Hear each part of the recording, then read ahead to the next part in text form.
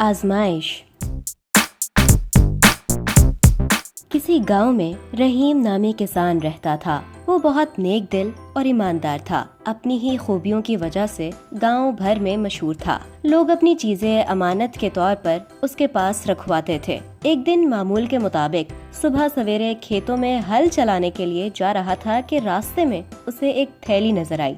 इसने इधर उधर देखकर थैली उठा ली। इसने थैली खोलकर देखी तो वो अशरफियों से भरी हुई थी। किसान थैली लेकर खेतों में जाने की बजाय घर वापस आ गया और अपनी बीवी को बता दिया। जब उसकी बीवी को ये मालूम हुआ कि इसमें अशरफियां हैं तो उसके दिल में लालच आ गया। इसने अपने शौहर से कहा, हम ये थैली रख लेते हैं और फौरन यहाँ से चले जाते हैं। शहर जाकर हम बड़ा सा घर बनाएंगे और उसमें आराम से रहेंगे।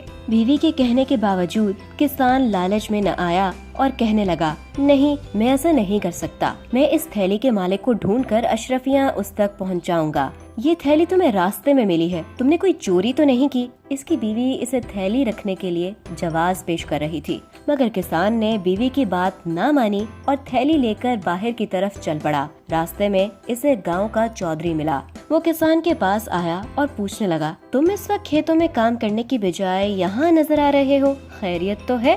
किसान ने तमाम वाकया चौधरी को बताया और कहा, मैं इस थैली के मालिक को ढूंढ रहा हूँ ताकि इसकी अमानत इस तक पहुँचा दूँ। इसकी बात सुनकर चौधरी मुस्कुराया और बोला, ये थैली तुम्हारा इनाम है। ये सुनकर किसान हैरान हुआ और हैरतज़दा होकर बोला, इनाम? मगर क्यों?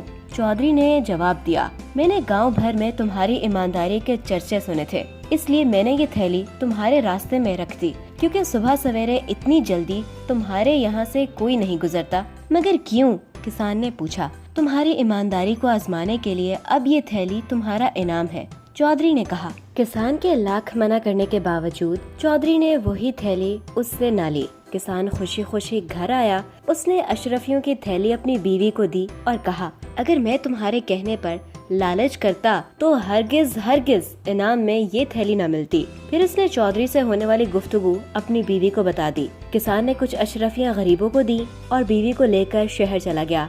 वहाँ उसने एक घर खरीदा और कारोबार करके खुश व खुर्रम जिंदगी गुजारने लगा।